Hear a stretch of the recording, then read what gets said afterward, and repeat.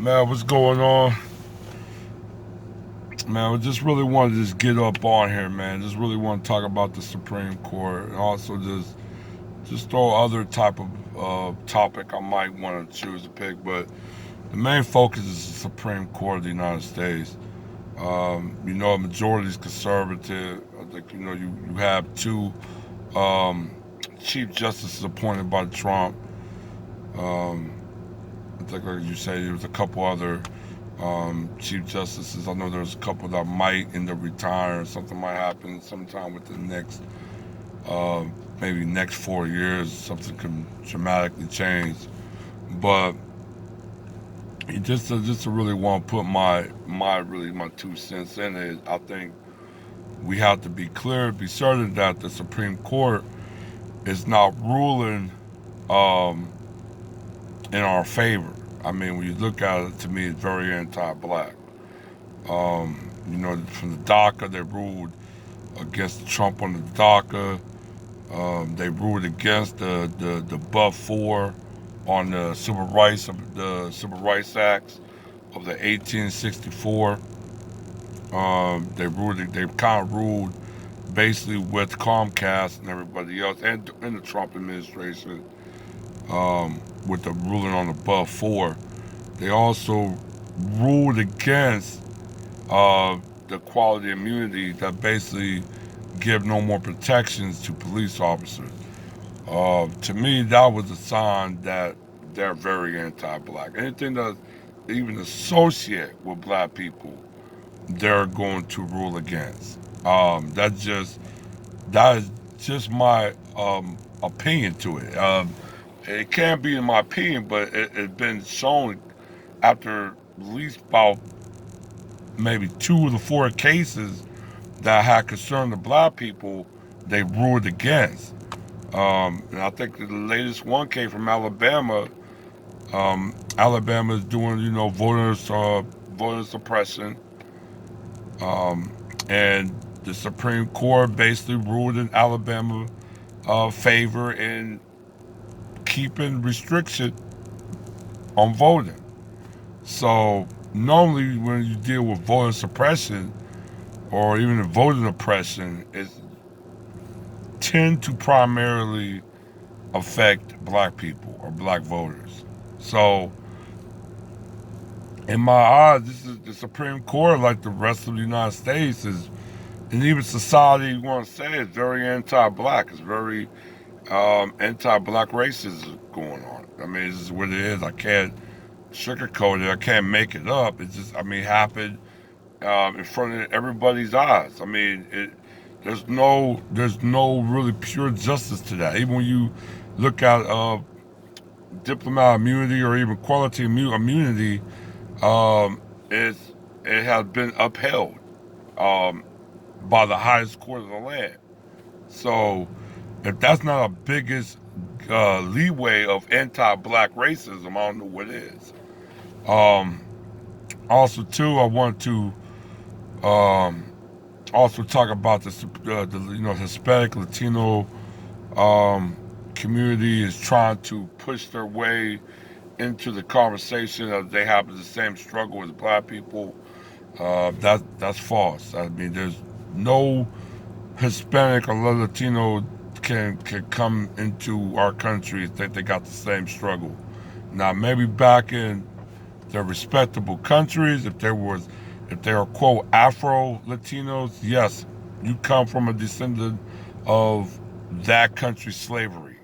So yes, I can't identify with the details of your struggles, but I can definitely identify with the general sense of enslavement due to my ancestors and any other throughout the diaspora. Uh, but but the Hispanic Latino community coming in thinking that we are the same and oppressed people, that's very false. Like I said, majority of Hispanic people always dub themselves as white. A lot of them look at themselves as white. I mean, I know a lot of them think that Mexican or Cuba or Puerto Rico is some type of um, is it some type of racial uh, exclusion? But it's not. It's just it's a nationality or ethnic, ethnicity. But it's not. It's nothing like to be a racial.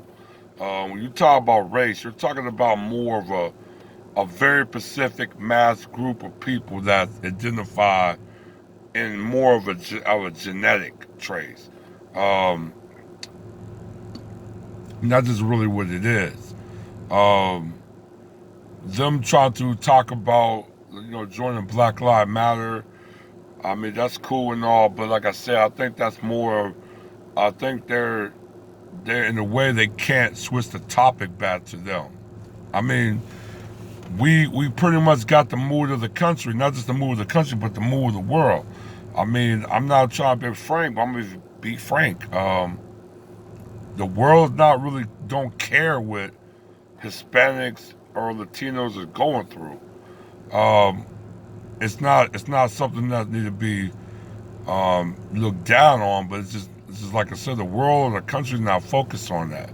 I mean, now you might media is maybe trying to focus it on it, but it didn't even catch attention. Like I said, when things that would lead to DACA, a lot of people really didn't care about it. It wasn't really an issue to them. Not more than this Black Lives Matter. And I think because when you say Black Lives Matter, I think it's more of a trigger word.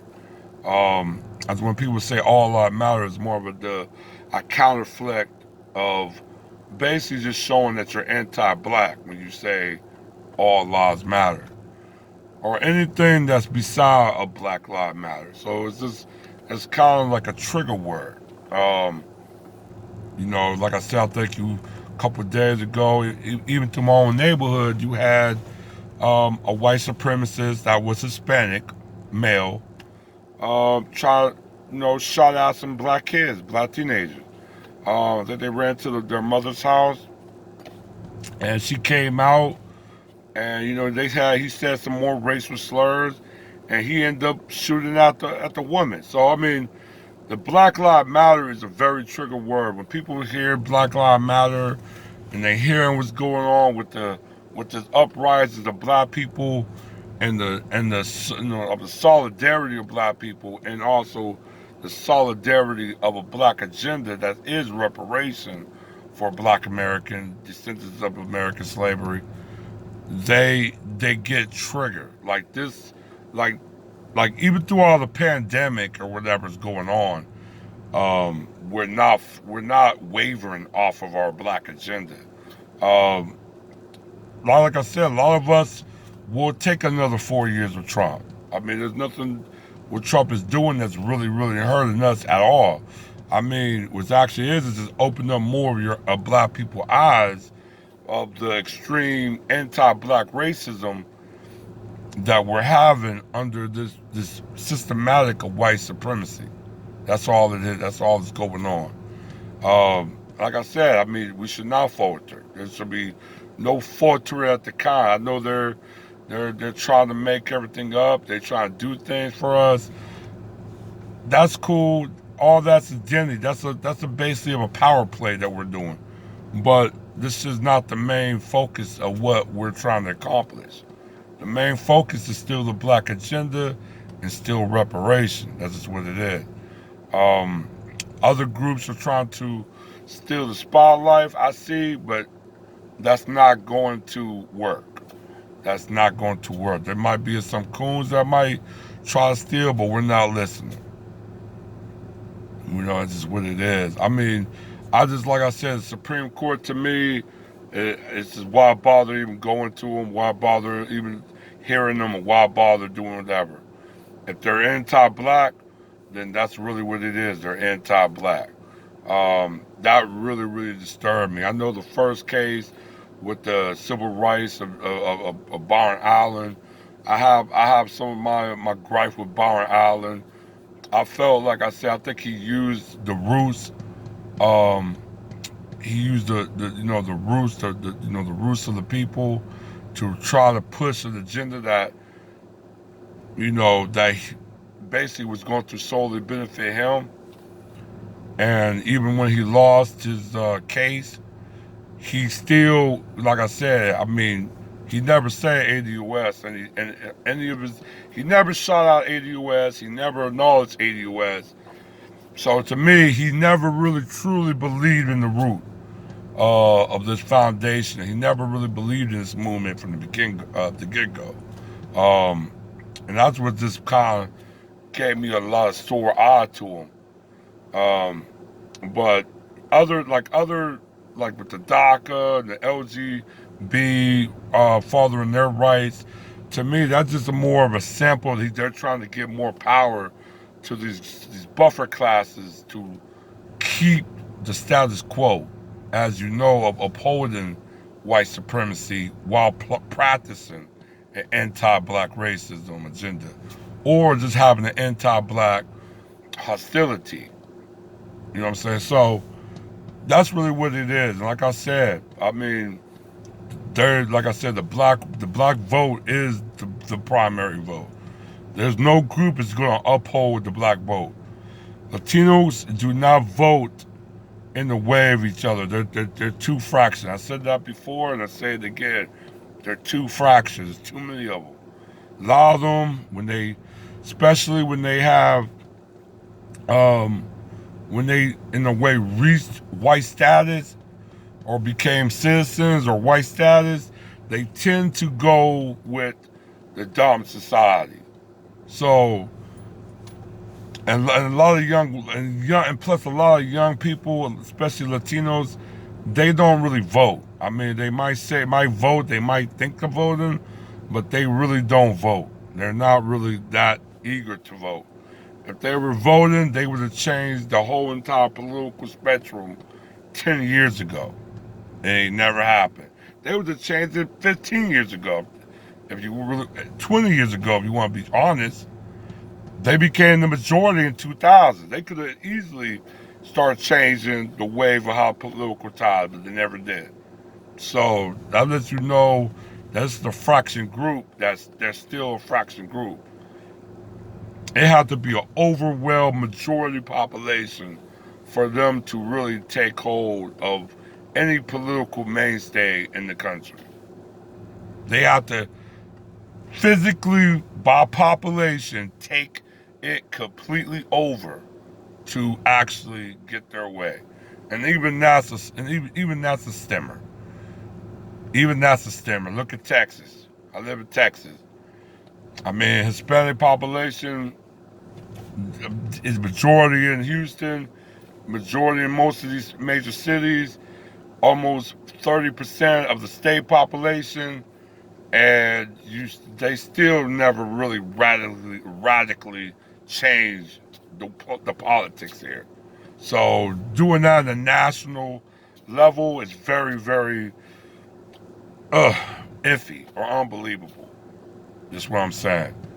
Um, but yeah, man, just what I really wanted to say is just going to be a lot of things that's going to progress. That's going to be against black people. It's going to be against us. That we definitely, but we can't falter this. We can't falter. We got to press on and press on and press hard on it. But like I said, I'll get with you guys real soon, and you guys stay safe. All right, one.